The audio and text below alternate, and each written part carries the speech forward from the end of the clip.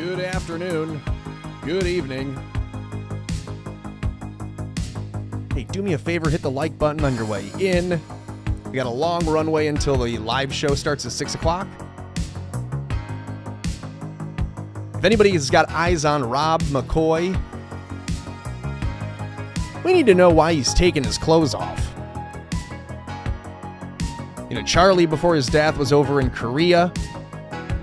Why is Rob McCoy now a stripper pastor for TPUSA, traveling to Korea, taking his clothes off on stage? Why is that happening? Hit the like button, share a link to the show. Make sure you're subscribed on YouTube, X, Pilled.net, Rumble, and Odyssey. Links in the description and at allmylinks.com/AmericaFloats.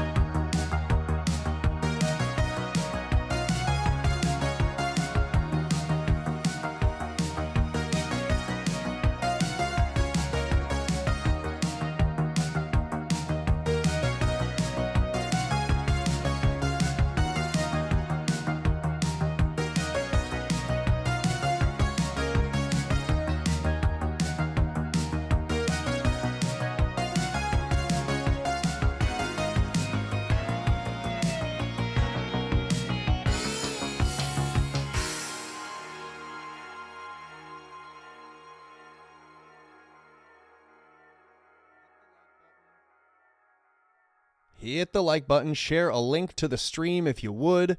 Make sure that you're subscribed. We are live over on YouTube, on X, on pilled.net, on Odyssey, and on Rumble. And I appreciate you joining and hanging out. I know it's a Friday evening. Everybody's got stuff going on and things to do. But if you're here, let us know. Jump in the chat. Say hi. Scale of 1 to 10. How'd the week go for you? I want to see some 10s and 11s in the chat. Looking for a huge chimp to drop an 11.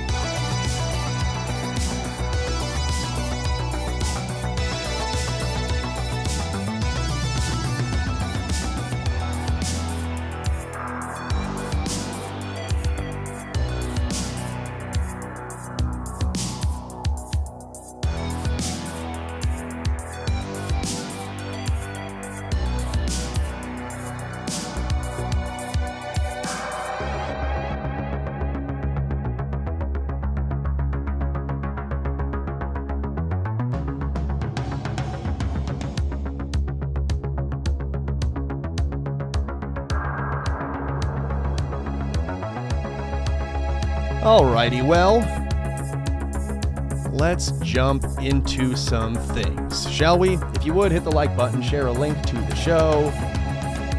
I'll repeat that a couple times to remind you. Hope you're doing well. If you could, hit the like, share a link to the show. Transition hard on that music. There's always a hard transition. No transition is easy. If you've met a trans person, if you've ever seen a trans person, you know none of those transitions are ever really all that smooth. Okay. Puns aside, that one's going to go on for years. I know it. Here, I want to update you on what we have seen from the flock camera issue, the ongoing flock fiasco. Let me get these on so I can hear myself. We talked a little bit about flock yesterday. Here's just a quick scan from, let's see when the beginning date of this was. Get this. So from January 2024, that's when this begins. At the beginning of the year 2024, that's this map right here with just a couple little dots showing where they've begun rolling out flock in certain little trial areas. You can see them there. Watch as time flies and flock grows. They expand their drone surveillance network, because that's what it is. Again, it's not flocks of cameras. It's literal flocks of drones all over. That's what the future is going to be. Like Netflix creator didn't say, I'm going to make DVD flicks and send them in the mail flicks. No, it was Netflix. The whole time, the business model was get them to think of their media like a library that they're checking out, and then we'll put that library digitized and make them access it via the web. That's Netflix. So you don't own, you don't rent. Now you pay for access. Here, Flock is not standing, sentinel cameras everywhere. Otherwise, it'd be called Sentinel Security Company. But it's Flock, because they're going to put up drones and have them flying all over you to surveil you. That's what this is. All right, here we go.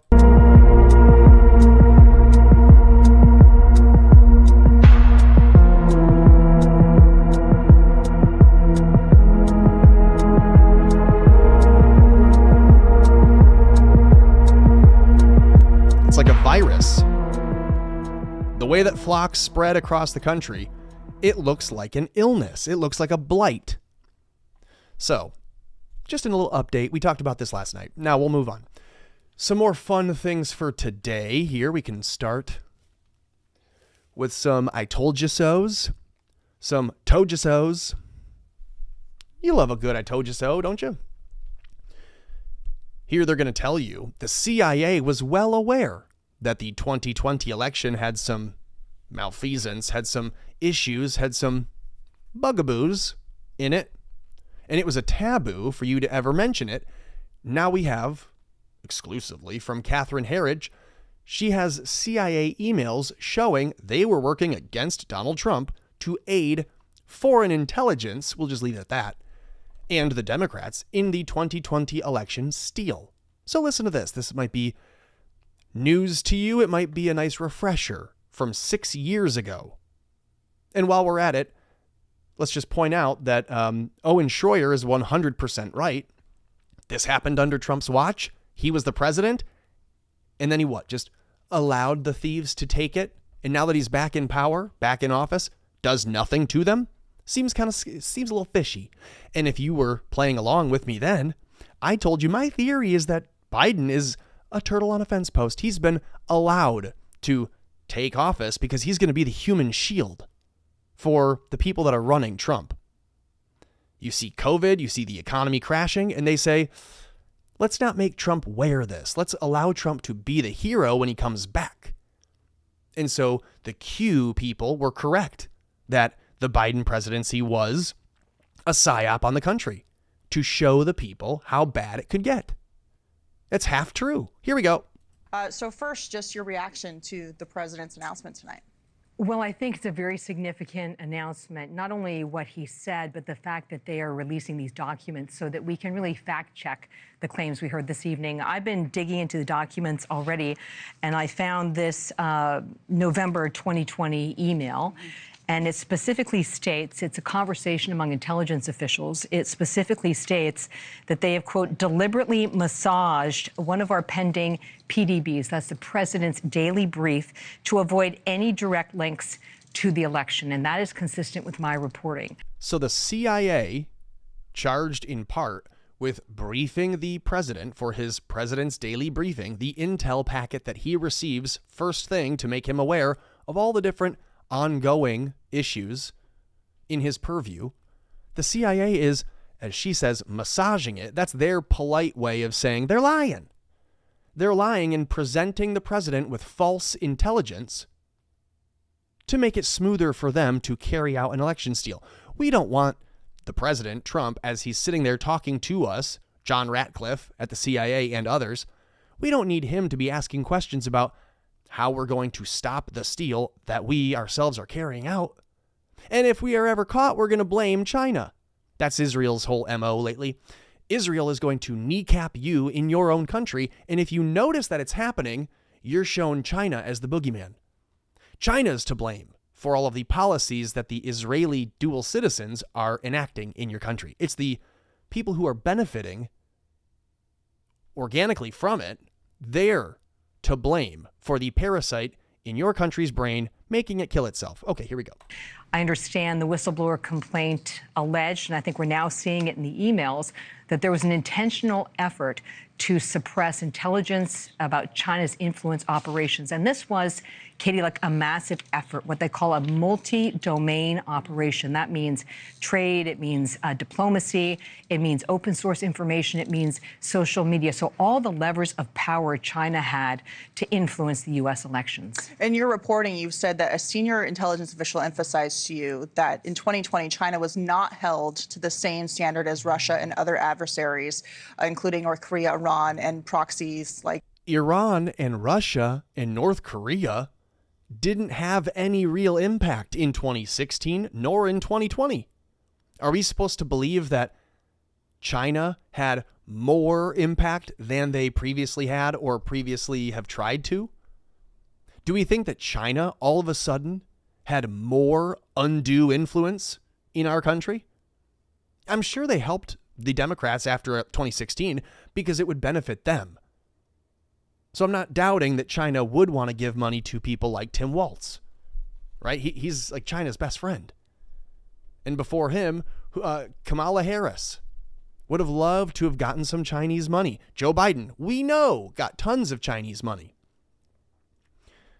But remember, we also know, and this is a fact, Israel, you're going to hate that I keep going back to them, but Israel, when they need a third party, let's put it this way, when they have a nation or a group or an organization that needs to get some money and Israel wants to give it to them, but they can't be seen to do so, they'll ask another country to be the third party, to be the conduit for the transaction.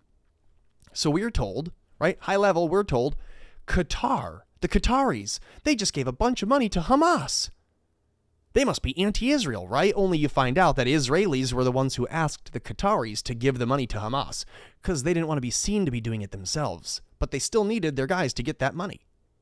So Hamas, being the puppet of Israel, needed to get paid, and Israel can't be seen to have its hand up their ass directly. So the Qataris give the Hamas people money, and then the Israelis are making it go through. But you know what? We can't be seen to do it.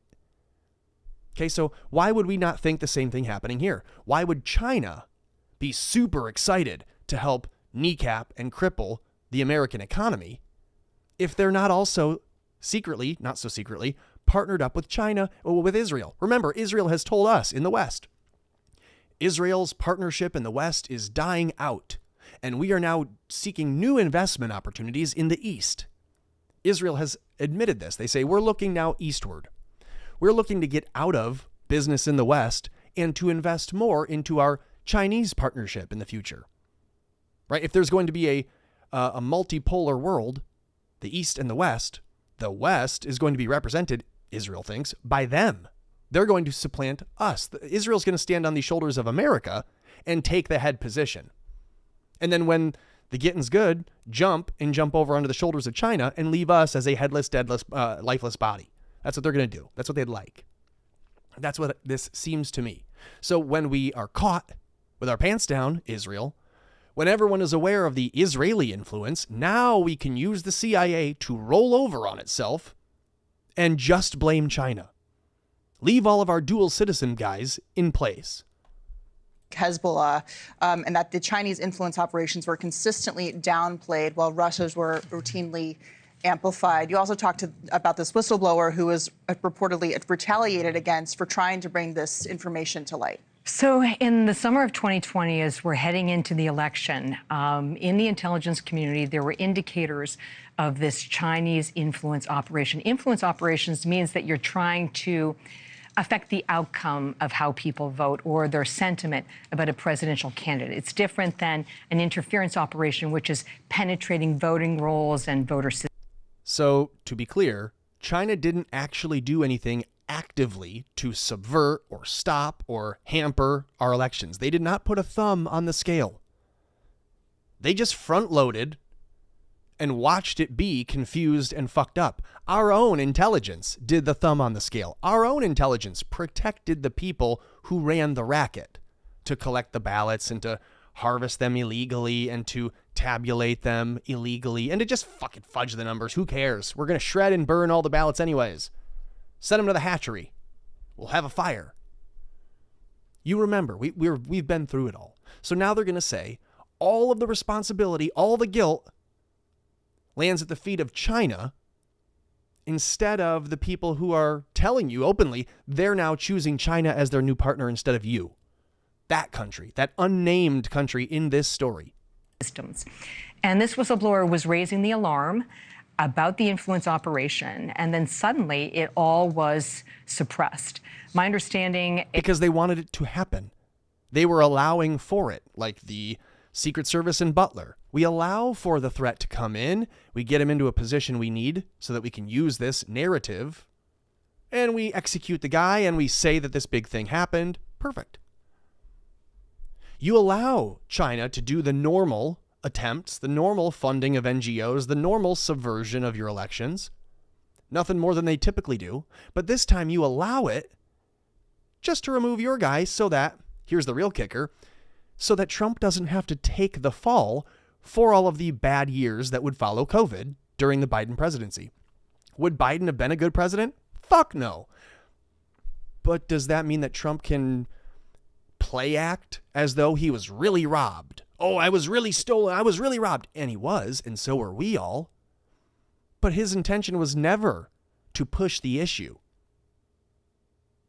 It was to have a game of chicken with the deep state where he never actually goes the whole way, but he just keeps making them jump out of the lane. Maybe this will make sense by the end of the stream. I'm hoping it does. Here, you know what? Let's just jump to it. I'm gonna call an audible here, and I'm gonna move over to this. Where is it? All right, halfway through the show, we would have gotten to this. I'm gonna throw it to you now. I'm gonna play this up at 1.25. That should be fine. I've never heard of Jonathan Pageau before. I don't think. Maybe I had. I don't remember. But I saw this, listened to this morning. Must have been first thing this morning or late last night. I saw this and thought, that makes a lot of sense. This dude has a whole theory about the Odyssey, oddly enough, the Christopher Nolan movie that we also touched on yesterday. And he has some interesting insight that once listened to through wholly, once you hear it, it might make some sense to apply to this theory that I have had with Trump for the longest time. So in 30 seconds, I'll give it to you again. If Trump is planning to, or his ego would be that he would not allow for Israel to just roll him over and over again, to always be seen to get the upper hand on him, ruin his legacy, ruin his reputation, and then let him die an old man where only the Israelis love him. That's not his plan, I don't think. The same way that Jonathan here is going to argue, Odysseus's plan in any retelling of the Odyssey is never to come home and then just sneak into his castle and be, unrecognized by his dog and his son and all of his men, and then just did to live there and be shit on by all the suitors for years. That's not his plan. But at the same time, you'd be frustrated to see that he isn't immediately seizing his property and laying waste to all the suitors. So why does a man like Odysseus in the story, or like Trump in our presidency, appear to be happy to let them take advantage of him? He appears to be happy to let them eat him out of house and home, put pressure on his wife, and to belittle and bully his kid. You feel like the son of Odysseus watching, as if your president, your Daddy Trump, as they keep saying grossly, he's allowing it, and it's sick. And you watch a guy like Mark Levin put his arm around Trump's head and go, "Oh, come here, give me a noogie," and you're repulsed.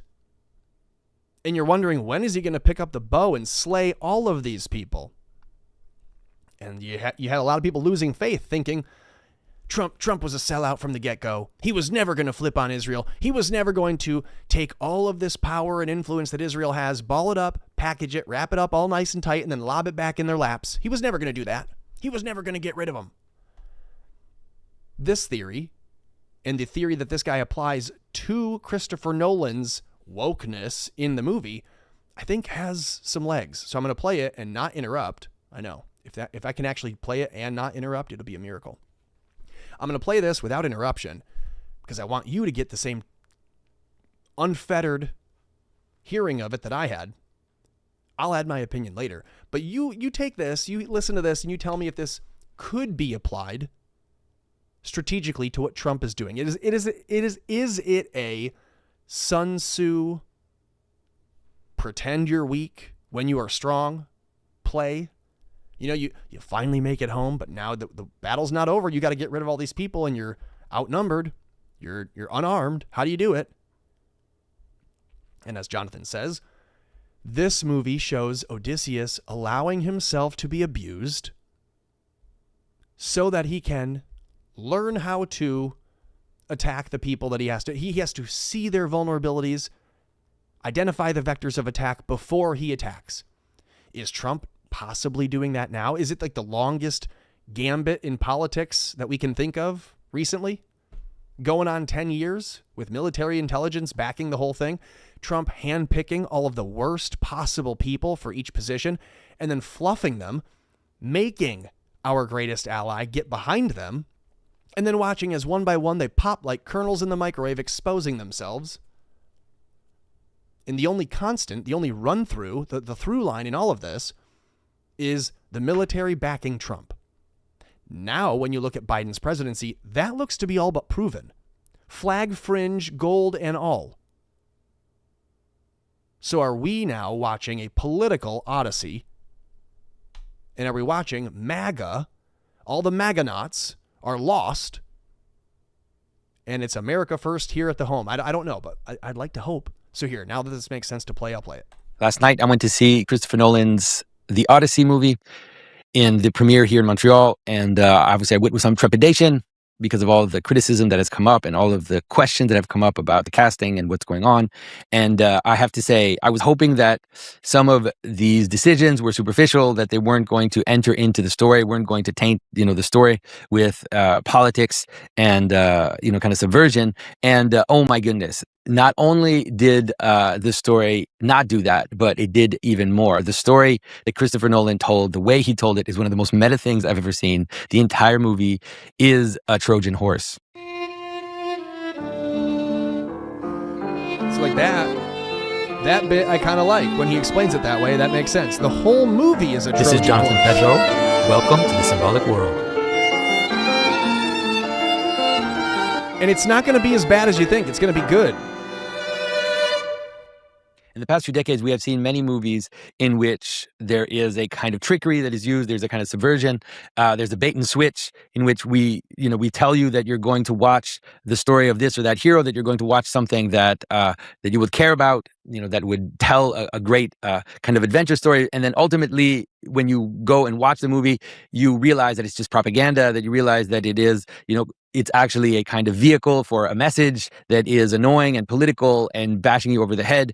And it's been frustrating. And to me, when I watch, Hollywood kind of collapse, I'm happy to see it happen because they've been completely taken over by messaging and, a kind of political hammer to hack at political enemies. And in this movie, Christopher Nolan does the opposite of that. Christopher Nolan takes what on the outside looks like giving in to kind of postmodern tropes about using diversity as a political tool, changing, race swapping, gender swapping, doing all that with the characters that people do for a political tool, and transforms it, turns it into a Trojan horse for an amazing story, for a story that we need to see, and a story that is desperately one that we want and need to hear right now.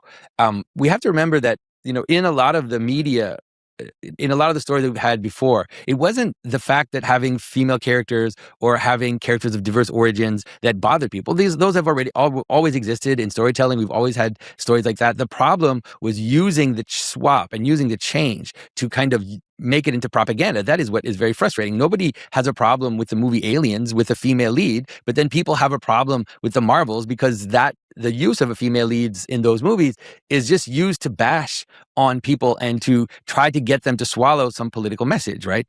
And so in this movie, what happens is that, a lot of people are frustrated. And at first I was wondering, I was like, why are they doing this? Why is Christopher Nolan giving in to this? But ultimately, I'm telling you, you have to go see it because he turns everything on its head. He actually uses this in a kind of double inversion in the way that my brother Mathieu talks about the double inversion, kind of like the end of Clown World, where he presents something. Do you like that so far? I already fucked it up. 3 minutes in, I have impeded it. I'm sorry I paused it. I was starting to wonder if you guys would just be joining the stream late thinking that that's me. That's not me. That's not Tommy Borum, thank God. Does that, how he said it, strike you maybe as being more interesting now? Oh, the movie is actually not a woke nightmare. It is completely inverting all of the expectations that the woke nightmare people had when they were told, oh, Lupita Nyong'o's Helen of Troy? Oh, great. it shows the opening scene of the slam poetry given by Travis Scott, and then the entire retelling of the movie that we're going to now see as being terrible and hated being given to you from the perspective of the slam poetry guy. So we're hating the movie as told by that retard at the beginning. So is Chris Nolan doing a real tongue-in-cheek mockery of all these forced expectations on him? Is that possible? When he's looking at the Oscars and they say, oh, you have to have a black grip on scene or otherwise on set, otherwise you can't be. Does he think that, okay, you know what? I'm going to make Helen of Troy black, but that's it. And I'm going to make it so. Is that what he's doing? Are they going to reclaim cinema the right way going forward because of how silly and retarded this is? And you're going to watch all the lefties cheer for it. Is that the true inversion? Are we Trojan horsing sensibility back into cinema because we're exacerbating the wokeness beyond recognition? Is that what they're doing? As a kind of trick on a trick, and it turns back into a wonderful, beautiful story. And one of the things that kind of, at first I was watching the movie, I was actually, annoyed with some things and then really enjoying the movie. And then I started to see what Christopher Nolan was doing. And I realized, oh my goodness, this is absolutely brilliant. You see, you have to remember what this story is about. The Odyssey is the story about the character of Odysseus, the character of Ulysses, is a trickster. And he's a trickster through his story. He's a trickster until the end. He pretends to be a beggar in his own house in order to trick the suitors to be able to kill all of them. He tricks all these people through his story. And of course, in this version of the Odyssey, they like at some point you have to realize in a modern retelling of the Odyssey, there's the president sitting there at the press correspondence dinner going, yeah, well, you know what? At least I am Odysseus. You'll never be Odysseus, okay? At least I have Argonauts, and at least I have a ship, okay? Can you see like a Odyssean figure in Trump having to go and smile and stiffen the upper lip and just sharply inhale when Mark Levin is talking to you? And he thinks that he has like some kind of authority or equality with you in some way? When you're Trump and you're listening to Mark Levin, would you not think like, oh yeah, that is kind of like a man allowing people to treat him like a beggar in his own home, an American being treated like a fool in his own White House by Israeli suitors? add the part from the Aeneid, which is not in the Odyssey, which is that the entire thing starts with him tricking the Trojans with the Trojan horse in order to take over the city of Troy. And so at some point you realize, oh, wait a minute. This movie is a Trojan horse.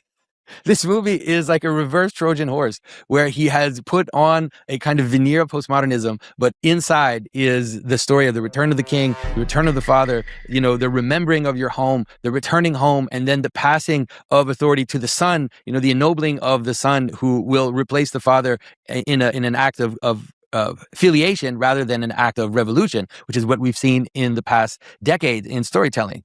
So there's a big scene at the beginning of the movie in which Telemachus, the son of Odysseus, is being trained by the blind servant of his father. As his father is left, his blind servant that is still faithful to him is training Telemachus in fighting. And he's fighting with this sparring partner, and he keeps getting bested by the sparring partner. And the blind man obviously can hear just the sword, and he says, I can just hear the swords hit, and I know what you're doing wrong. And okay, listen to this, because this is like the theme being set for the whole film. I haven't seen it. And it's the theme being set for us politically over the last now 11 years. Run it. He says, you're defending yourself too quickly. Your reaction to the attack comes too quick. And he says, you need to slow down. You need to invite the attack. You need to give this impression that you're opening up your chest to like invite the attack and then use that to your advantage, right? And in some ways like trick your opponent into being defeated. And, that's right at the beginning of the movie. And when I was watching it, I thought, what a strange scene at the outset to put in the movie. And it's only as the movie was unfurling that I realized that this is what the movie is about. This is what's going on in this entire movie, that this whole movie is about trickery and is about letting yourself, seem to look like you're being abused in order to finally deal the final blow. And then you remember that that's how the entire story of the Odyssey ends. Okay, so right now, just hearing that, could you apply that creatively or imaginatively to what we are seeing out of the Oval Office right now? Are we right now in the stage where Odysseus is back. He's in his home. He's in the property. And we're all wondering, where the fuck are the arrests? Why aren't you cutting suitors' heads off, motherfucker? Like, are we there? The entire story of the Odyssey ends as Odysseus pretends to be a beggar in his own house, pretends to be nothing, and lets the people in the house, the suitors who are trying to take what is his wife, and kill his child. Who's going to save America from Israel? Nobody. Let them abuse him for a certain amount of time in order to see their weaknesses, and then ultimately reveal himself and retake the house. And so this is just an image of the kind of thing that the entire movie is doing, and the entire, the entire Judah move that Christopher Nolan is doing for us in this movie. And it's pretty stellar to watch. And, you have to see it to know, you have to see it to believe it. But, I'll give you one simple example so that you can know what exactly is going on. A lot of people were annoyed with the casting of Elliot Page as, a character in the story, and people thought it was going to be Achilles. And the reason why people thought it was going to be Achilles is that in the trailer, you have the sense that Odysseus is encountering this character in hell, in Hades, because in the story of the Odyssey, Odysseus goes into Hades to get some information from the blind prophet in order to know how to get back home. And so people thought it was going to be Achilles because Achilles is one of the people that he meets. But Elliot Page does not play Achilles. He plays a character, Sinon. And so Sinon is actually not in the Odyssey. Sinon is in the Aeneid. And Sinon is the character who stays with the Trojan horse in order to convince the Trojans that this is a gift and that it's not a trick. Now, in this version, what Christopher Nolan does is that Sinon actually isn't tricking. Sinon doesn't know. So Sinon is there with the Trojan horse in order to present it as a gift to the Trojans. But Sinon thinks that this is a legitimate offering to Athena.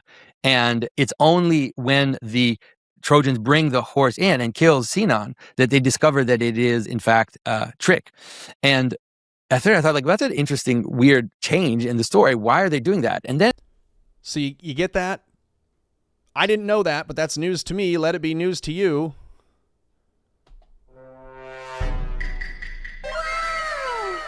Just so that we're all clear, Ellen Page, was playing Sinon, not Achilles, and was killed off right at the beginning because, as the story goes, she is playing a character who was chosen to replace the man who was a coward and would not take his role. So this little farm child, this little farm boy that shouldn't have been, gets stuffed into the ill-fitted armor, thrown out in front, and that person's not there to sacrifice themselves for a big team play, give up their life by swearing that it's a real gift. No, that person was also tricked and duped to be sacrificed. So that Sinon character is left with the horse, and they're really believing, oh, wow, this is such a great gift for the goddess Athena. You're going to get impaled, and that's not even the job of that person. That person shouldn't have been there. Well, that's why they call it a tragedy. Or an epic. Whatever.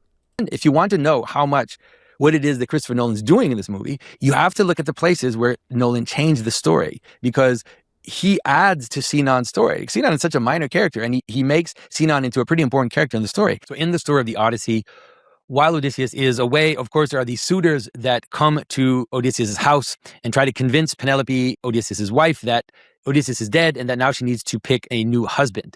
And while they do that, they basically eat all of Odysseus' food. They take over the house and they really abuse of the hospitality. And so not only are they trying to force Penelope to pick a husband, but they're also constantly abusing Odysseus' servants, corrupting them, taking his food. And the leader of that is a man named Antinous, who is amazingly played in the movie as this kind of evil figure. And so if you want to understand what Christopher Nolan is doing, you have to see what he changed in the story, what he added. And so what Christopher Nolan does, that he adds to the story of Sinon, in a way puts it back into the older story. And so he shows this figure Antinous as a child. And the notion is that Agamemnon, when he comes to Ithaca, in order to pick the soldiers that will fight with him in Troy, he uses lots. And so Antinous, as a boy, picks the lot that would send him to Troy. And then he turns around and tries to trade his lot with a young shepherd boy who is picked not to come. So get that, just so that we're all clear, the character who should be in that armor, standing in front of the horse, being impaled, is the Robert Pattinson guy who is too much of a coward when he's a young boy to go off to the war zone.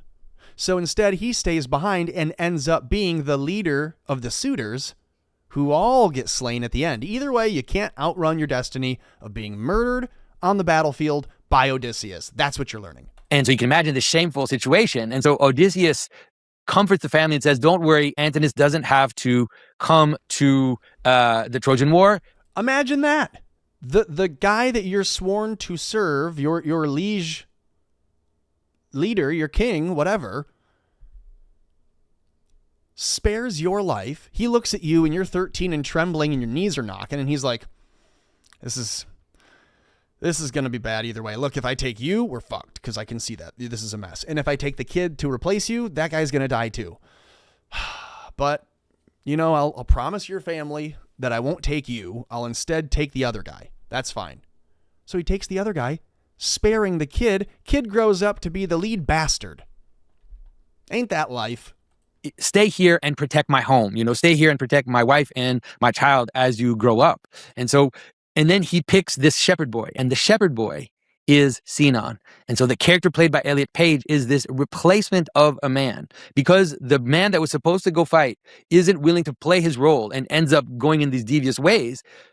Odysseus picks a replacement, and this replacement is the one that goes to fight in the war. And then this replacement is the one that ultimately Odysseus uses to bring the Trojan horse into Troy. But in this version, Odysseus, it's not Sinon that tricks. Sinon is being tricked. So Sinon thinks that this is really a gift for Athena, the Trojan horse, and he doesn't know that he is actually tricking the Trojans, and finds out only later when he's in Hades. And so Odysseus uses Sinon, tricks this replacement of a man to deliver a Trojan horse in Replacement of a man.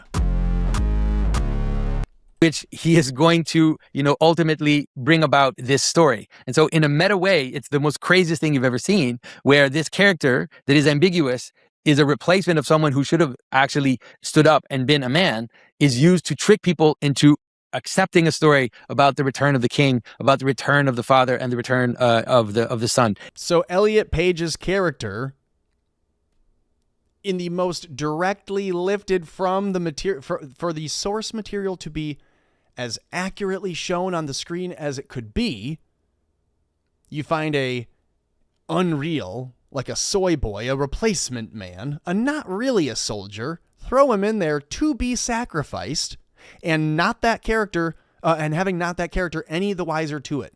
The person being sacrificed thinks that they just got the role of a lifetime. Apply this to Elliot Page on this movie. This person probably thinks they just got a real big break. They're back in Hollywood. Now I'm leading. I'm a leading male role. I'm a lead actor.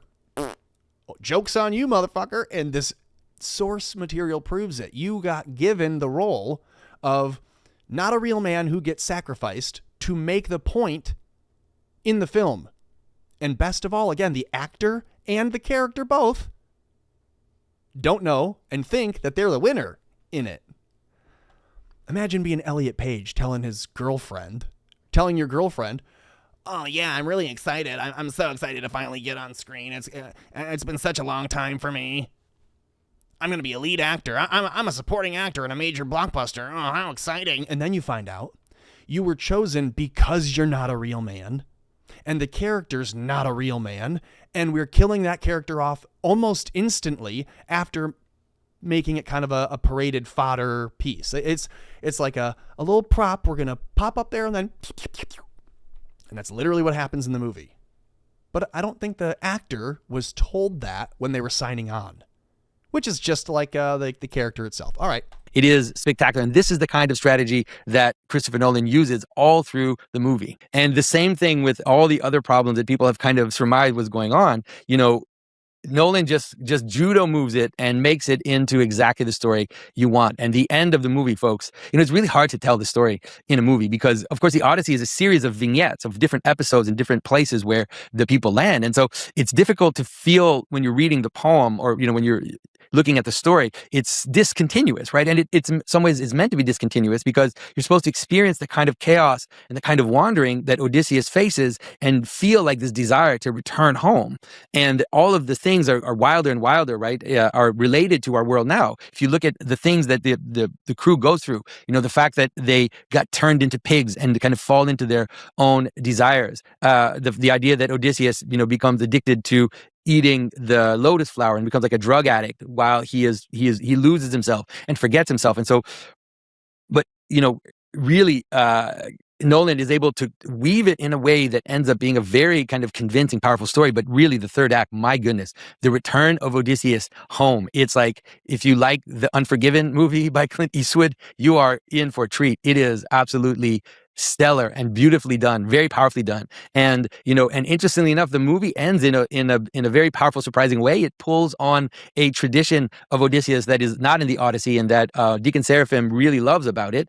And it ends with not only the return of the father, but also the elevation of Telemachus, as the king of Ithaca, the new king of Ithaca. And so he comes into his own and becomes what he was supposed to be.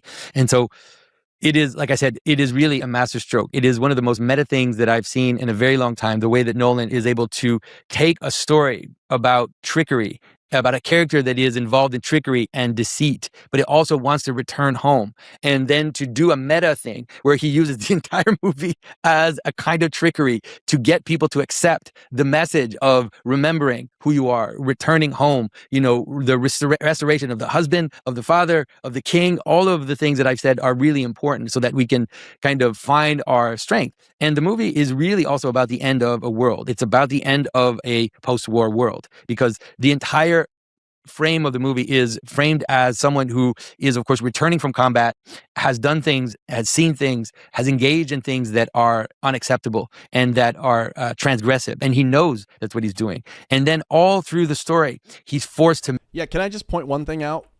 In the editing of this film, where are the holes for the bodies? Like, we're not retarded, are we? Hold that thought. Let me see if I can do this. There we go. I see like sand kind of kicked up. Like they raked this up a little bit to make it appear as though it were disturbed. None of the sand underneath these shields and swords is disturbed. So these aren't graves. This is a blockbuster movie. This is the editing that we're supposed to be looking at seriously and thinking, how do these things get missed? Yeah, the armor is like a mold. It's not multiple pieces of metal held together with leather. So it's not real. It doesn't even look authentic. Doesn't look possible. Okay. But I'm not worried about the armor itself. That was yesterday. Today I'm looking at the holes underneath the equipment, the swords and shields laid down to mark where people are buried. Where's the burial? I'm not seeing a lot of burial here. I'm seeing a lot of just props stuck in the dune. Okay. Undo. There we go. Does that not bother everyone? You can't watch this movie and then see this scene and go, oh yeah, well, I'll just blow it off. It won't, whatever. Maybe the big bug, the big worm from Dune ate all the people up. No, where's all the burials? Where's the holes that you had to dig to bury the bodies? Did they just seep under the sand?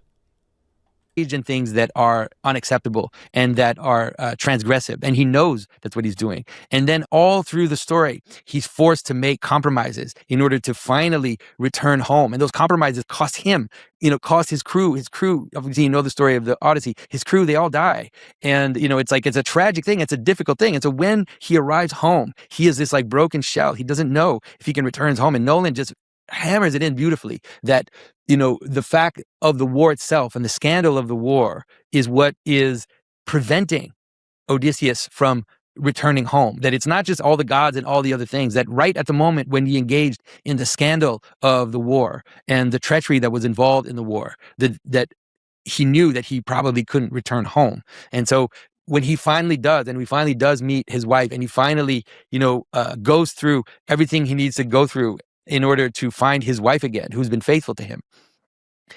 It's very satisfying. Let's just say that it's really good. Like it just really carries you, and it kind of sweeps you up. And so I would say, if you don't believe me, a lot of people, I posted on X about this, and people are freaking out, and they're like, "What's going on, Jonathan? What's happening?" Go see it. Seriously, go see The Odyssey. You will not be disappointed. First of all, in terms of a movie, in terms of cinematography, it is stellar. It is the movies that people don't make anymore. The Cyclops is just terrifying. Hey, look, I don't agree. I don't think you need to go run out and pay to see it in theaters. If it's a good film, it'll hold up, and it'll still be good in a month, and 3 months, and 6 months, and a year, and you can see it then for free. And if it's still that great, they'll already have made their money back. Don't worry about it. There are scenes in the movie that come right up to horror. That come right up to horror, and the final scene, of course, in the house, the taking care of the suitors is very powerfully done and very well done. So go see The Odyssey, folks. You will not be disappointed. And remember when you're watching it, that this is a trick. This is a trick. And don't let yourself be fooled, folks. Be those that are inside the Trojan horse. Be those that can see through the deception that Christopher Nolan is bringing about in order to celebrate the return of the Father, the return of the King.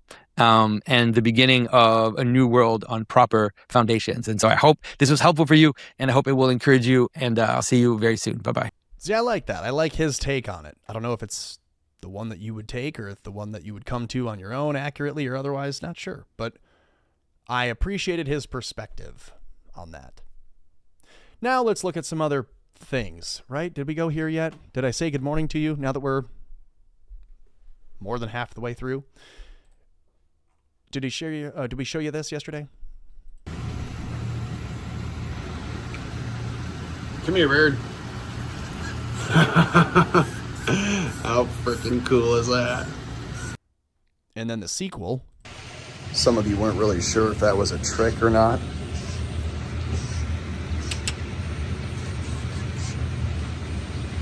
Come on.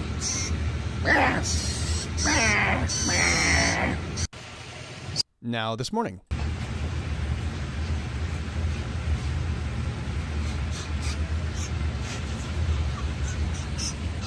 Good morning.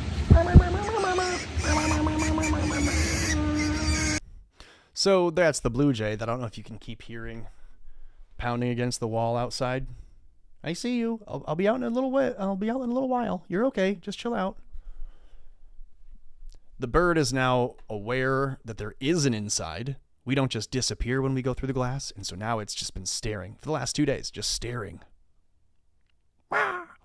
Staring through the window. Okay. And flying into it. Hoping it doesn't break its pretty little neck. The only reason I brought all that up is because of this. Brenda Fricker passes away at the age of 81. If you recall, she is the Piers Morgan lookalike. The woman from the Home Alone films. I think she was in other stuff too. So, be kind to the birds. In honor of Brenda Fricker. Rest in peace to Brenda Fricker. Betcha every kid in the 90s and early 2000s had this woman on their screen at some point in the kids' room or the TV room or the rumpus room or wherever you watched your movies. If you saw Home Alone, you had her in your home as a nice positive little archetype of an old lady feeding the birds. That's very sweet. Okay. Here is John Mappin's, I guess, article, a monologue that he wrote.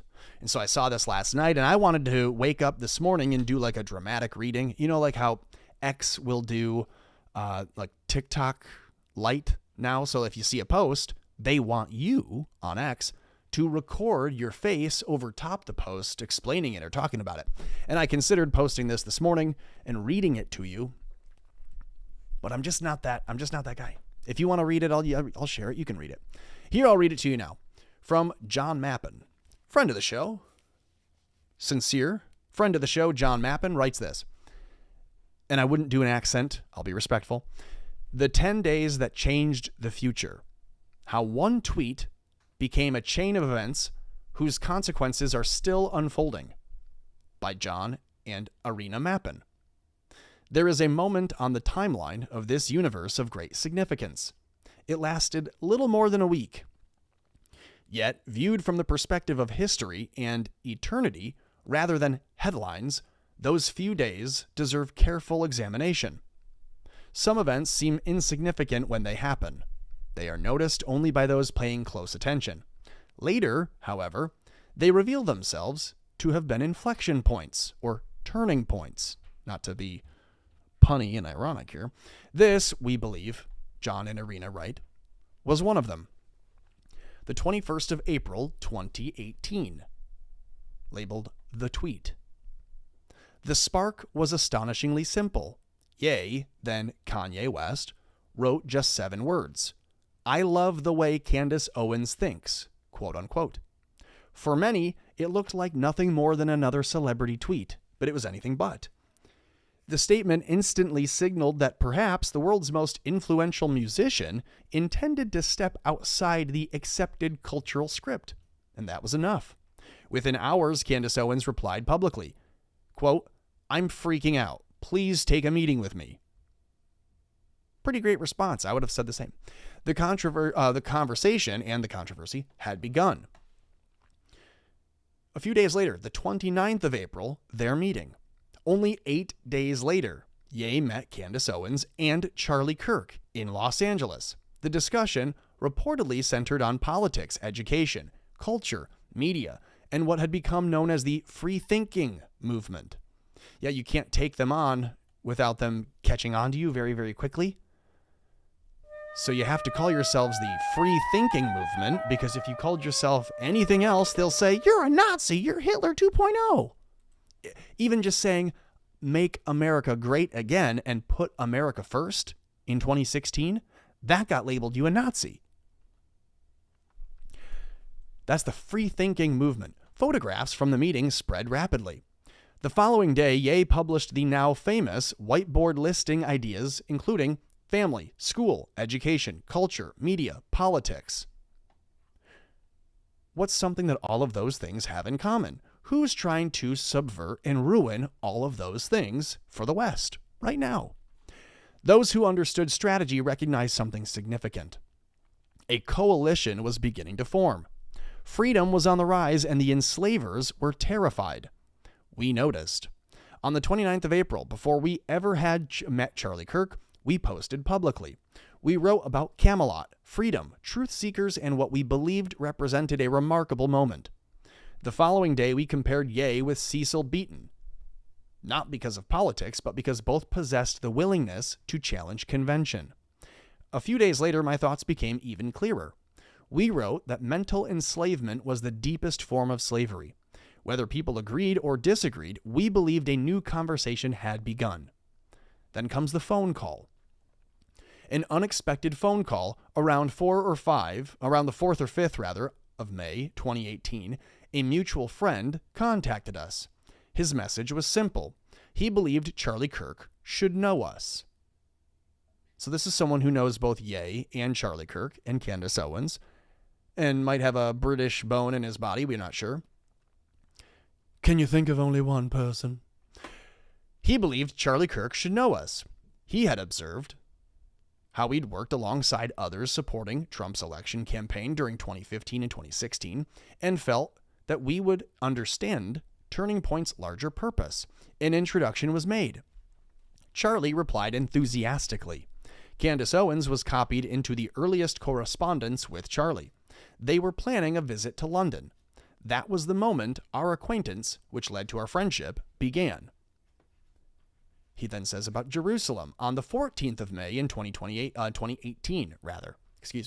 Charlie Kirk and Candace Owens traveled together to Jerusalem for the opening of the U.S. Embassy. History was moving quickly. Yet looking backwards now, one can see that many of the relationships which would shape the following years had already been formed during those remarkable days at the end of April and the beginning of May. Looking back with hindsight, pause just for a moment, forget today's arguments, forget the personalities, forget the noise. Simply consider the convergence. A globally recognized cultural figure, Ye, a rising political commentator, Candace Owens and Charlie Kirk, a young activist building one of America's fastest growing youth organizations, new friendships forming, ideas spreading, connections being made. All of these things undoing the enslavement, controllership that they have worked so hard to implement, encroaching inch by inch over the years. He continues. They continue. This is John and Irina Mappin. History often turns not through one event, but through the convergence of many seemingly unrelated events occurring within days of one another. So what followed? Following our introduction to Charlie Kirk, our friendship developed rapidly. Together we discussed strategy, communications, long-term vision, and perhaps most interestingly and importantly, what later became plans for a substantial new media platform intended to challenge what were regarded as harmful legacy media narratives. The meeting in London marked the conceptual start and inception point of Charlie's larger media platform. Introductions were made, relationships were built, donors were introduced, and as a consequence of those relationships, friends of ours committed millions towards Charlie Kirk and the Turning Point funding, with much more additional support following later. Man, I'd love to have some of that help. But much more than money was the convergence of bright minds. Those introductions were made freely. There were no contractual obligations, no demands, no conditions attached from our side. To appreciate the scale of that support and relative increase of funding for TPUSA at that point and what that meant, it is worth remembering that TPUSA's annual revenue at the time was approximately $6 million. So they went from $6 million to tens of millions. The resources being assembled represented, in our view, a transformational opportunity. Charlie felt so too. Which may be why in 2019, Charlie wrote this. But we doubt that any other than this would have happened in the way that it did certainly for us without that 7-word tweet from Ye. And while it has been well reported but is no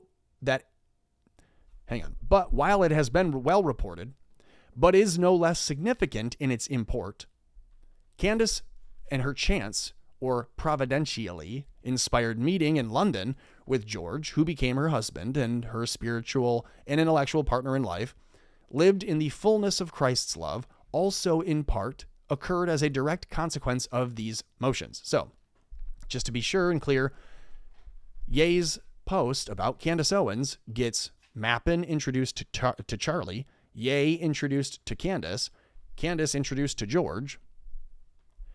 Anyway, that is what we saw and what we see. Why this matters, he writes. People often ask when history's changed. Most search for elections, wars, financial crashes, presidential inaugurations. Sometimes the answer is much smaller. Sometimes history changes because one individual writes 7 words on a social media platform. Those words lead to one meeting. That meeting leads to one introduction. One introduction becomes lifelong friendship. The friendships become ideas. Ideas become institutions. Institutions influence nations. Looking back now, I do not see merely a celebrity tweet.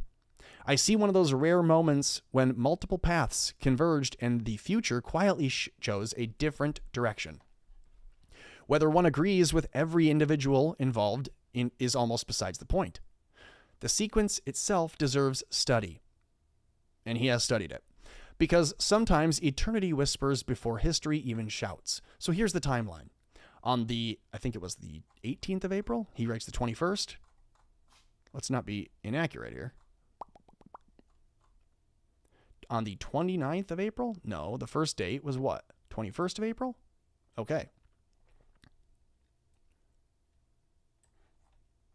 So on the 21st of April, Ye tweets, "I love the way Candace Owens thinks." Candace responds publicly, asks to meet. 9 days later, Ye, Candace, and Charlie meet in Los Angeles. And the timeline continues. Following months, friendships deepen. Donor introductions are made. Again, introduce me. And the long-term strategic discussions begin. The photographs accompanying this article illustrate each stage of that chronology and provide a visual record of the sequence of events as they've unfolded. All our love, John and Irina. P.S. It is always a mistake to imagine that benign spiritual purposes die with the death of the body. On the contrary, they are set free. He says, one of the laws of power and affluence is that those factors and vectors that contributed to a motion, if validated and acknowledged, can always recreate that motion again, and can indeed take that motion to even greater heights and levels of achievement if accurately spotted and validated. We would like to thank all of those who have been helping in that regard. There are great and even greater freedoms to be won. So there you are. And you can see the images that they've posted along to proof their point. Another nice post with some images to go with was this one. Were posted by Buckley Carlson over on X. This is What She Said 72, highlighting that there is not one photograph of the screwdriver with Tyler Robinson's DNA on it. Somehow they got the screwdriver and they were willing to check it, scrub it for DNA, test the DNA, and conclusively confirm that it both matches Tyler and Lance. But they forgot to get a fucking photo of the thing. So the photo of the screwdriver doesn't exist.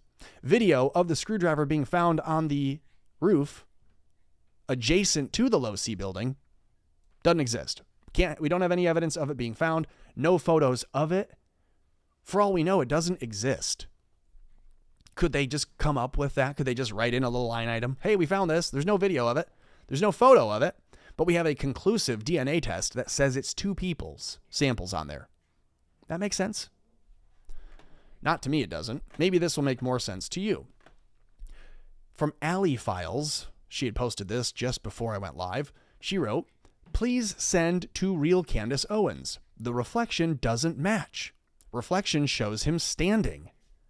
Please explain. So let's just watch and see what they're referring to. Obviously, this is going to be more blurry. So he puts the black, look at this thing. Boom, boom, boom. Look at it. What is that? Well, come on, it's a rifle and a towel. What else does it look like? Okay, but when he gets off, he doesn't bring that with him. Okay. Is what I'm saying. It's okay. Just let it go. What the Well, fuck that's was weird. that? That's What the very heck was that? weird. He left it up there, guys. No, he didn't. That's dumb. That lady needs to pipe down. Right here, he's got the thing, and there's like a lip on the ledge. He's got the thing there. He's gonna hang from the lip and then hold the bag and pull it when he goes with. Just let it go. Right there it is in his arm as he's falling. It's flinging out on his right arm. There it's hanging from him. It's off. He doesn't bring that with him. This one's is what wrong. I'm saying. It's okay. Just let it go.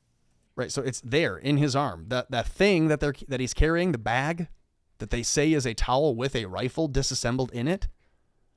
Now, none of this is important yet. What we're watching for, what we're looking at here, I'm going to move me. Let's see. Excuse me. Hi. Can you not? Go lay down. I don't need to have Animal Olympics, Dog Gladiator School happening behind me. Go chase the cat in an hour from now. Quit doing it now. All right, watch the reflection here on the building. This is a body dropping right in front of glass, and we're seeing the reflection of this walkway here. You can see this, right? Yeah. Nope, other screen. This one. Dog, I'm going to whoop the fuck out of you. All right. Let's get this capture going up. Okay, so you can see now, here's at the bottom of your screen, this sidewalk that's wrapping around the corner of the building is what you're seeing reflected in this glass here. So everything moving right in front of the glass should have a matching reflection, right? What the Well, fuck that's was weird. that? That's What the heck very was that? weird. He left it up there, guys. He doesn't leave it up there. That woman's wrong. He left it up on the roof. Shut up, It's woman. probably still there. Let's You're go dumb get it. and wrong. Watch, he drops with it. He left It's in that, his hand. whatever he's dropping there on the left-hand side, that big thing. Nope. or whatever's supposed to be Looks like it has rifle. a In his handle. right hand right now, Yep. and he's about to whip it over his head. He left it up There there. it goes. He didn't reach for it on the left-hand side. Babe, It's not look. in his left hand. He drops it. He has to hold on with his left hand when he gets off the roof. Does he pick something else up? Looks like he picked something else up. No, it's in his hand the whole time. They're just dumb. Oh, yeah. Now, what we're looking at is the reflection. Now, people had already said this whole thing just appears to be retouched, digitally altered, edited, AI, something, because his shadow doesn't match on the roof as he's moving, but now also the reflection in the glass doesn't match as he's falling. And then his fucking knee hits his right eye. Or one thing at a time. Let's analyze one thing at a time. Oh. All right. Doing it all at once is too much. All right. Sorry. So let's deal with just the handoff on the roof first, and then we'll go down to his landing. Okay. All right. So back it up. He's got the same where he thing first- that he's hanging over the ledge as he's going. It whips out with him. He's not leaving anything up there. Puts it in. Yeah, I'm trying. I'm gonna stop it right. And then I want everybody to rate his landing in the chat. All right. So This, babe? what? To pull it out Okay, so but isn't in the middle of the air, right?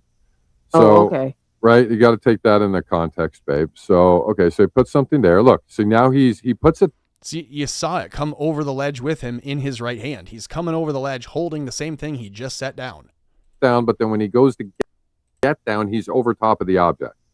Right? So watch that. So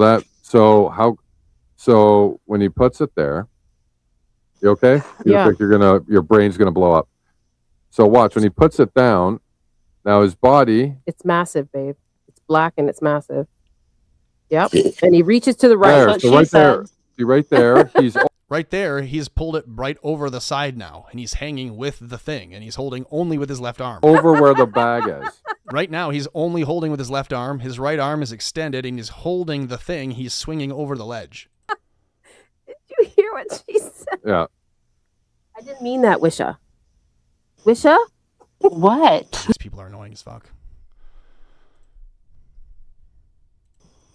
Because if we go here, he has no black eye. He has no black eye. Yeah. I think No, his really. knee hits his face. I That's a agree big with you part. on his knee and his face. Yeah, but why don't the reflections match? It just seems odd. Maybe it's a bad camera. They're going to tell you it's crystal clear.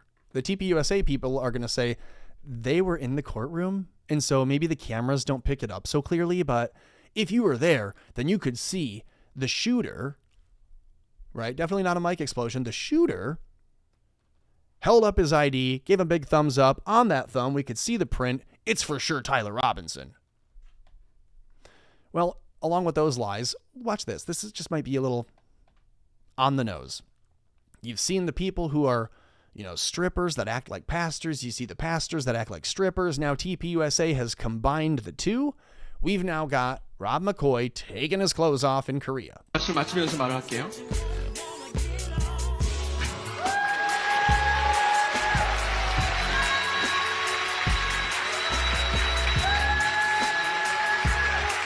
Korea needs freedom, and the church is the soul of this nation. It's time to stand for truth regardless of the consequences. 한국은 이 자유가 필요합니다. This is the dumbest shit. This is why we get mocked. Does Israel say, hey, get the dopiest, gayest pedophile Christian pastor out there and then make him go and do like a mock strip joke on stage to promote Christianity? 그리고 교회는 국가의 양심입니다. 그 대한민국을 지키기 위해서 기독교 Who's worse, McCoy or Catherine Crick? The one that we saw yesterday with all the people doing the, I'm reviving. Is the camera on? I'm getting my signature on my book, right? Oh, I'm at the front of the line. Now the camera's looking at me. Now I'm reviving. Oh. These people having out-of-body experiences, meeting their favorite new author of Christian gobbledygook. 교인들이 일어서야 합니다. 말씀 마치면서 말을 할게요.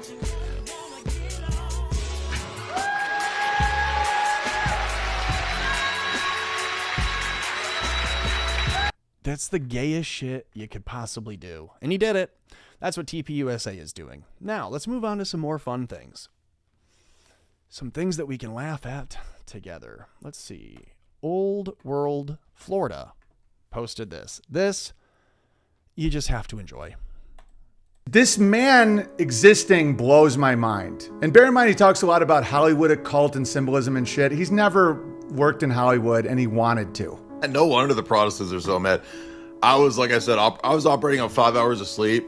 I don't even remember all the shit I talked about. So now he blacked out because he only had 5 hours of sleep. Watching this back, I'm like, oh, okay. Now I see why Protestants are getting mad, because I'm literally calling out their whole religion as an NGO.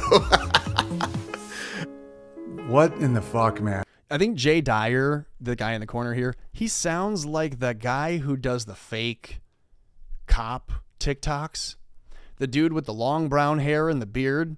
And he films himself hanging out of his driver's seat. And then he edits the audio from his buddy, and they have, lights. So it looks as though he's talking to an officer. He's like, oh, no, dude, I would never do that, dude. No, I would never be speeding, dude. No. Well, my license? No, yeah, dude, no, I don't have that. That guy?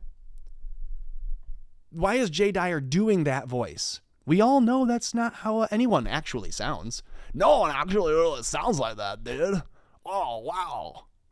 Oh, really, dude? Oh, I didn't know. That guy, I hope we all know who I'm talking about. He's gone viral several times for his hilarious antics and his little sketches. Oh, dude, really? Oh, I didn't know that, dude. I'm sorry. Okay, so why is Jay Dyer doing that voice? And why am I doing it all that easily? That's not very good. His channel's called Jay's Analysis. It's Jay's Anal ISIS. Yeah, more like Gay Dyer. Oh, dude. Oh. Like, no wonder they're like losing their mind, dude. No wonder, dude. I didn't realize. I forgot how much because my memory was kind of like, you fly in, 5 hours sleep. Bro, my memory was just like, what? It was, I didn't have my eggs. I didn't have my potatoes. I had to look for a place to eat. And all day with Tucker, you film, and then you fly back. So I'm like, I don't even remember all the stuff I talked about. You fly in, memory goes out. I don't even remember talking about all this. I was just like, I remember taking my... What's it like? I don't even remember talking about all this. So crazy. Tucker published our episode and put me out to millions and millions of people.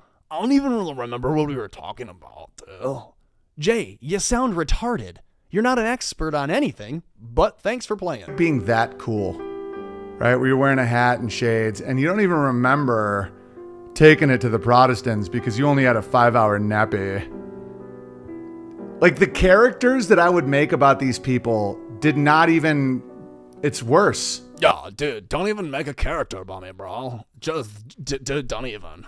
I have IBS, explosive whenever I travel. Ethylene blue, and I took a NAD, and so I just machine gunned all of this out with 5 hours of sleep. And then looking back, I'm like, okay, no wonder that we're only 15 minutes in, and we're just literally going after the heart of... He sounds like he's gonna puke. Yeah, he's probably gonna puke, Owen, because he's watching himself. He's watching his own episode on Tucker, and he's like, oh yeah, wow, I was machine gunning poops in the toilet for 5 hours. I didn't sleep, so that's probably why I was all crazy. No, Jay, you're just in... Anyways. We're literally only 15 minutes in. I was super tired. I had a horrible meal that upset my tummy. But someone flies you in, they give you a meal, you're like, I had a terrible meal. Yeah, you know what I would never do, Tucker, Buckley? You know what I'd never do? Be insulting about a free meal. That's what I'd never do. My tummy. What in the fuck? Tom. So my tum-tum. I was just laying. I had to take a melatonin gummy. Look, I'm sure he's a nice guy. We'd probably get along just fine with the pretentiousness aside. With some condescension traded, I'm sure Jay and I would get along fine. I'm sure he's a very nice guy. But this is some over-the-top narcissism. Oh, God, really, dude? I was, blacked out talking to Tucker because I'm just so fucking smart. I, don't even remember what I'm saying all the time. Dude, these people are like little toddlers. I'm more like I had to take a melanin gummy. That didn't kick in until 4 in the morning. So, and then you're up at night. Dude, if a gummy kicks in for you, you're gay. Congratulations. To have eggy waggies with dude, what is, because I never listen to these people. People would just send me clips of him talking shit about me, him tweeting about me. So I'm a little aware of what he talks about, but this was the first time I'm like listening to the guy, and it's crazy bad. He's like, yeah, I know. Honestly, I had seen that Jay Dyer did like a religiosity debate a couple months ago or a couple weeks ago. I had seen that, and I saw the odd, like, weird InfoWars versus other InfoWars guy, and then they both stand up and hug each other, and they're like, we disagree, but we respect. It was the weirdest, gayest thing, and I hate to call them all gay, but what the hell's going on down there? All the frogs are gay? Really? All of them? Is that organic? and I'm like, and why is he lisping? Not Owen. Owen's cool. Gay, gay. Owen, you're cool. Gay, gay. But why is Jay Dyer sound like that? Why is he like sound like he's got like that vocal fry and like is just putting on an affect to make himself seem super cool? I'm just like out of touch with how cool I am. Even I don't even know. I'd shit myself. Tucky Wucky. So, man, I don't remember saying any of this stuff. I mean, it's coming back to me now, but like, no, I was drugged in the sense of melatonin. Because he's a faggy waggy. By the way, this always happens when we travel because I have such a terrible stomach diet issue. When we travel, I have to find some local place to eat, and it's always like... That's everyone. Everyone that travels has to eat. Like, who the fuck would look and listen to this guy and be like, yeah, that guy's really tuned into the higher power?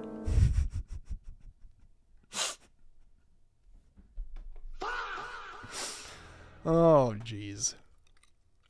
He's like the weakest, gayest. I can either not eat and be... He's like, I could either not eat and be totally cramped, or I could just be machine gunning poops all night long and only getting like 5 hours. 5 hours of sleep is enough. You're traveling, you go to bed at 1 and you wake up at 6. That's you got a full night's sleep. Just settle for eggy waggy.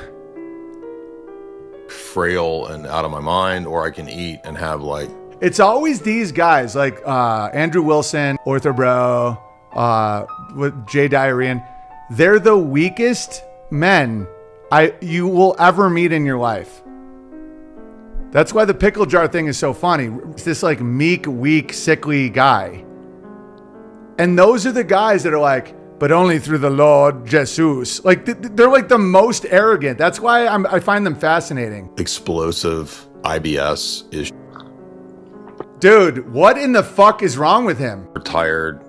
I just remember being a cranky wanky, a faggy waggy, a lippy slippy, and a douchey wooshy. Horrible meal that upset my tummy. Horrible meal? You ungrateful little fuck. The food was not even good. Sorry, it's not the cock meat sandwich that you're used to, Jay. It's okay. My tum-tum.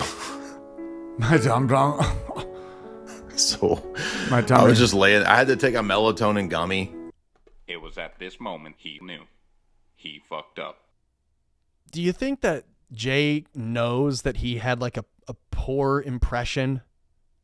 Do you think that he feels that he had like a bad showing on TCN, and so he's going back to like cringe watch his own performance and then give himself notes and critique and try to tell the audience the whole way through like, oh, you know, you want to know why it was so bad? Oh, dude, I don't even remember saying half the stuff. It was so bad because I'm a victim of circumstance and I had to travel and then I had to eat food that was given to me and prepared by someone else. And I didn't do shit for anything, for anyone. It was all just given to me. It was so tough.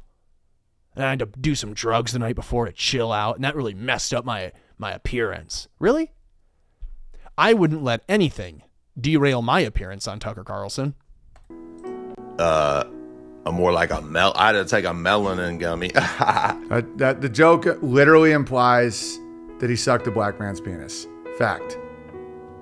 What does taking a melanin gummy mean other than that? I had to take a melatonin gummy just to go to sleep. And that didn't kick in until like 4 a.m. So if you're an adult and you have to take melatonin to fall asleep, you're a kid. You're a little baby kid. And then you're up at 9 to have. When you're up at 9? So you got 5 hours of sleep. So what? He's up till 4 and then he's up again at 9. Yeah, you wrecked your own sleep schedule, you fucking idiot. It's like, when we travel, I have to bring my own lubes. Looby wooby. Eggy waggies with tucky wucky. So Dude, this guy sucks so bad. If someone called me Owie Blowy or Owen Goin, I'd be like, I'd get a manslaughtery chargy wargy possibly. Man, I don't remember saying any of this stuff. I mean, it's coming back to Dude, he's so cool. I mean, he doesn't even remember. Oh, fucking Tookie Wookie Donnie Wanna. No, I was drugged in the sense of melatonin. By the way, this always happens when we travel because I have such a terrible stomach.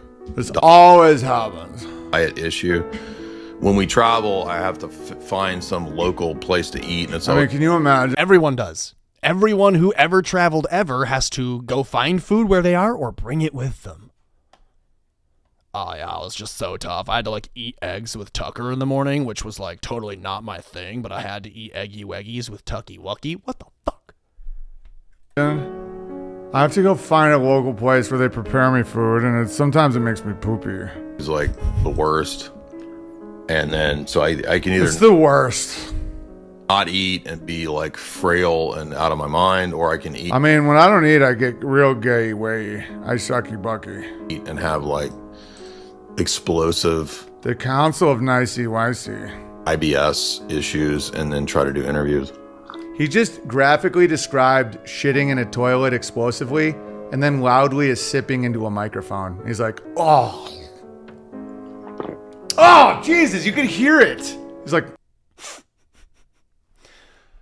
I would also just note that if you have to make excuses for every appearance you do on someone else's platform or someone else's show, if every time you travel to go and perform or be seen or appear with someone else, you have to excuse it as, oh yeah, well, I could never be on my best. I couldn't be on my A game. I was just trying to survive because travel is so tough because I have to eat, foreign foods when I'm not at home and I have IBS.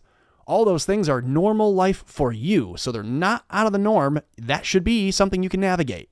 If every time it's an excuse, it's not a rationalization for what you're doing. You're just, anyways.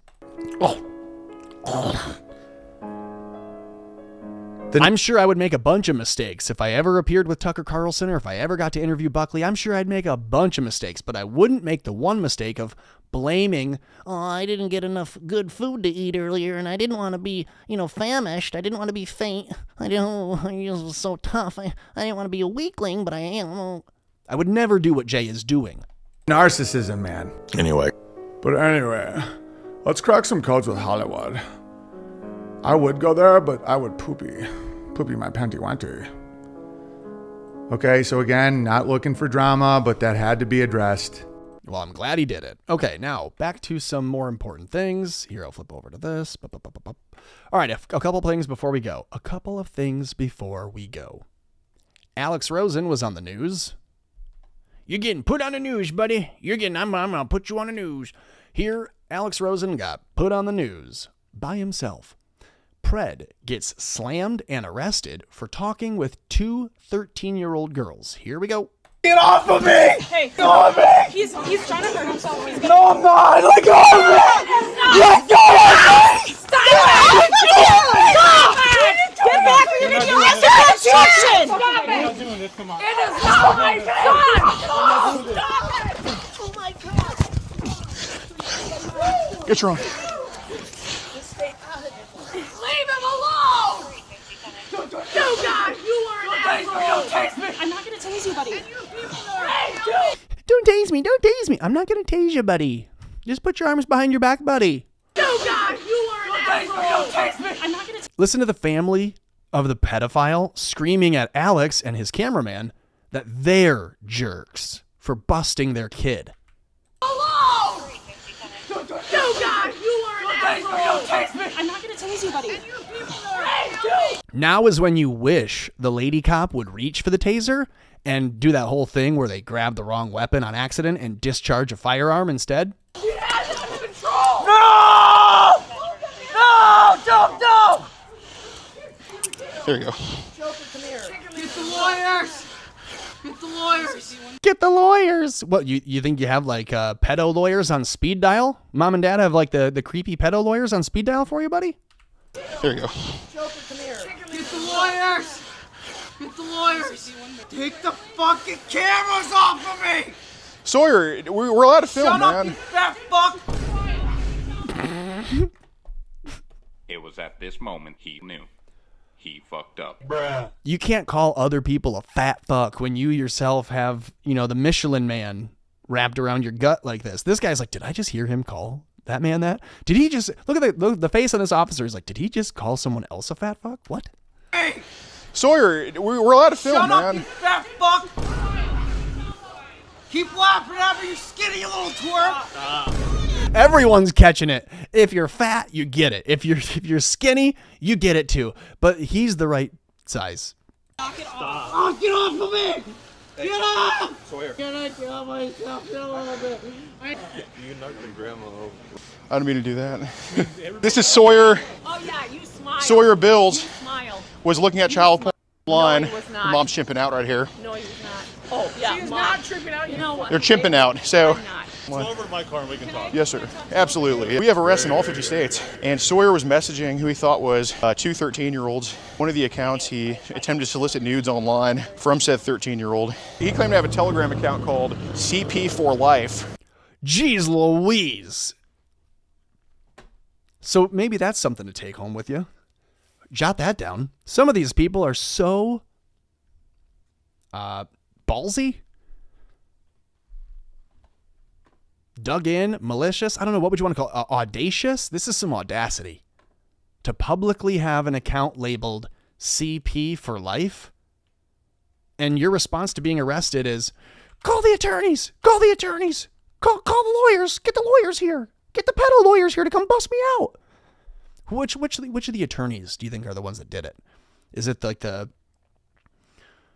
Everyberg, Timenstein, Pedowitz? Is it that office? Who is it again? Get the lawyers!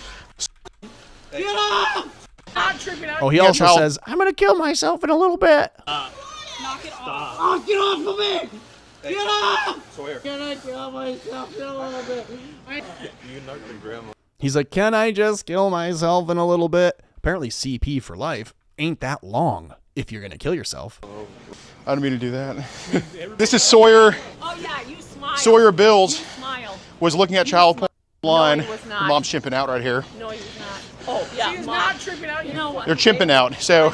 Go over to my car and we can talk. Yes, sir. Absolutely. We have arrests in all 50 states. And Sawyer was messaging who he thought was two 13-year-olds. One of the accounts, he attempted to solicit nudes online from said 13-year-old. He claimed to have a Telegram account called CP for Life. Then he's also admitted to having conversations about his kids online to these files where he's asserted that he's molested his kids in the conversations. His account is banned or removed on TikTok. However, we have his username that can be preserved. Hey, sir, go over there. Kick the living shit out of you. Get out of here. Fucking boomer. Stop chimping out. You're chimping out. Chimping out. I mean, he should be arrested for assault. He's threatening him right there. The cops has to put his hands on him, go hands on with the dude and walk him away. That's assault. You're chimping out. He's chimping out. Yes, we'll meet y'all over there.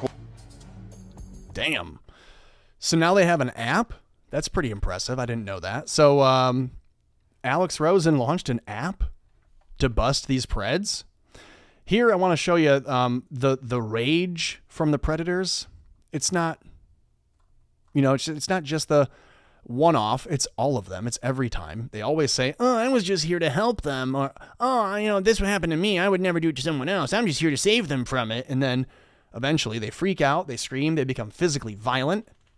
And it's not just the men, it's the women too. Look at this one, a nasty female babysitter admitting to the unthinkable. It's just 2 minutes. So you used to be a babysitter? I used to be a nanny for my nephew. It would be a terrible situation to really find out what happened between your nephew and you. Was your showing? Yes, everything was. You still want to do all the stuff we talked about or whatever? It's up to you. I mean, like I said, it's. I'm pretty much. I low key forgot what some of it was. We can talk about it later. We can just hang out and everything. You know, I don't want to just push for that. No, definitely. It's not the person I am. I want to get to know you. Definitely, yeah. Well, we're not cops, so we can't even do that. We just want to talk to you. So we're just. You know what we're here to talk about? No, I don't. Okay. But I have a good guess. So this is a woman trying to meet up with a minor man. It's a boy. And you heard her just say, "Oh, I'm not that type of person. I'm not going to push you. I just want to get to know you first." I want to get to know you. Definitely, yeah. Well, we're not cops, so we can't even do that. We just want to talk to you. So we're just. You know what we're here to talk about? No, I don't. Okay. But I have a good guess. It's. You're a smart lady. What would bring us here? And I know you're only 24, right? Talking to him, yeah. Okay. And you're still yourself, so we just want to have a conversation about it. A 24-year-old woman trying to talk with and meet up with a minor boy from the internet. How old's him? That's what he said. Right. So you used to be a babysitter? I used to be a nanny for my nephew. Okay. What's happened between her nephew and you? Like, was it just a little bit of curious? Was he coming on to you? What happened? I was changing, and he had pretty much gotten curious and just roped up on me. And okay, you were changing as what? No, I wasn't changing his anything. You were changing. You were changing. I was changing. Oh yeah, she's the victim. It's the child who, seduced the adult. That's what she's gonna say, because that's what they always say. And he already has a habit of just walking into the bathroom. Oh, it's his fault. He walked into my bedroom. It's the child's fault for walking into the bathroom when she's in there when it's not locked, or with the bedroom. Similarly, when she's naked. Why is she always naked around a kid? Why is it the kid's fault that she's always around a kid when she's naked? And he wouldn't really leave. He got curious and ran up to me and just hugged me and everything. And was your showing? Yes, everything was showing. So I had just gotten out of the shower then. Did you ever have to remove his hand off of your? Yes, I did. Okay. Has there been a time where his would be by your hands? There was one time, yes, that I did. Okay, what happened? He had gotten curious and. All right, that's enough of that. So you can see that happens for the men and women alike. Now, from the New York Post, a New Jersey babysitter blaming the victim in her tearful first court appearance for horrifying child sex charges. That's what this headline reads. They write, a lawyer for the New Jersey woman accused of sexually assaulting a 2-year-old girl claimed the sick, caught on video assault was blown out of proportion as she tried to blame the tot for the alleged abuse, according to the report.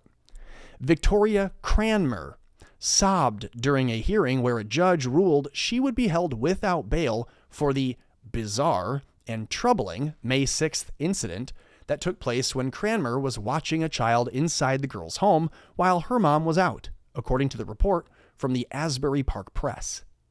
This is her in court hearing that she's not going home. You're going to be held without bail. At the hearing, Cranmer's own lawyer, Marissa Corner, said that the 14-second Snapchat video showed an innocent moment and not a crime.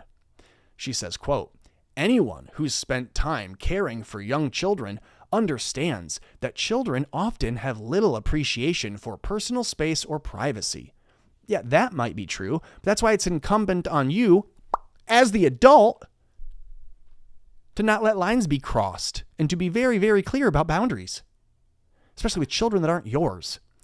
Young children routinely follow parents or caregivers into bathrooms, touch things, ask questions, are curious, and fail to recognize ordinary social boundaries, says the attorney defending the predator. The clip allegedly depicted Cranmer sitting on the toilet, laughing as the little girl touched her, says the prosecutor.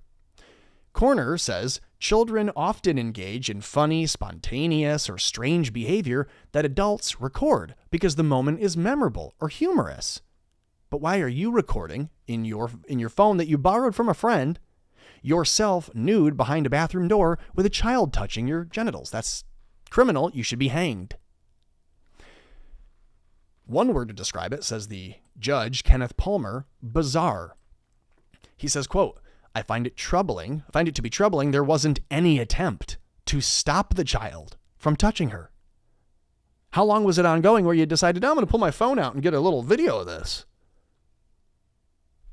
The 25-year-old Cranmer, 24 in the other story, 25 in this story. Why is that? Why are mid-20-somethings women who, at first glance, shouldn't have a hard time finding a date,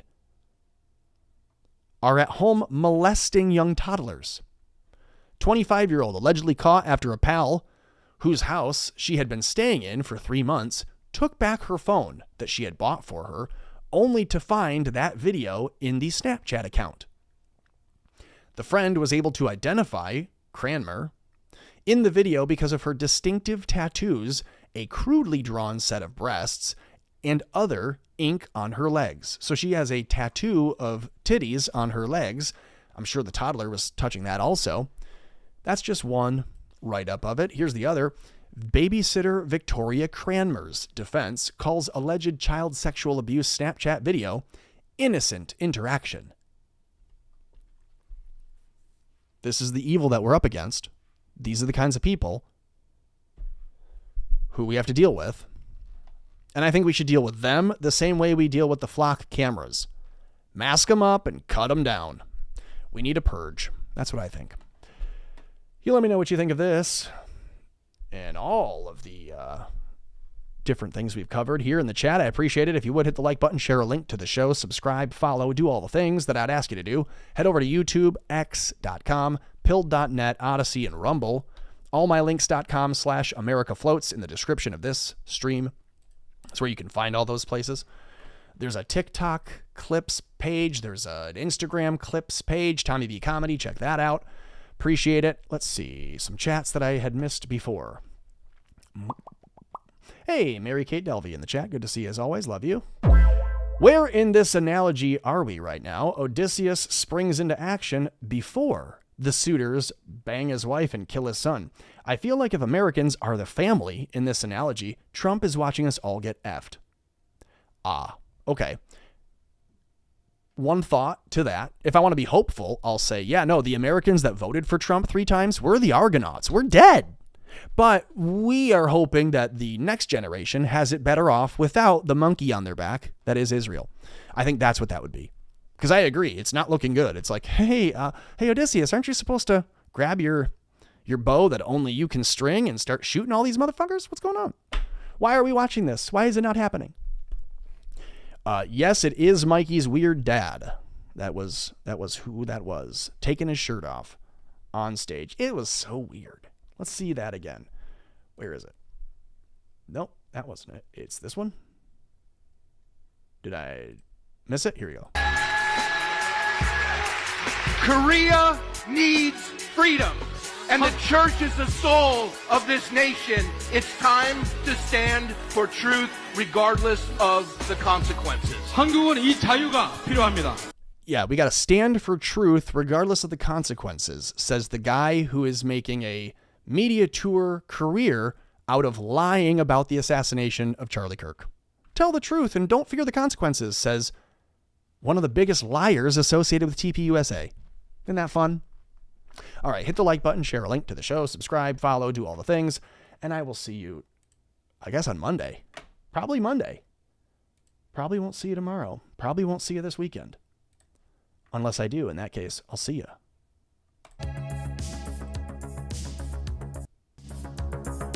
Oh yeah, don't forget to hit the supports in the link in the description. Thank you. Subscribe monthly, $2 on X.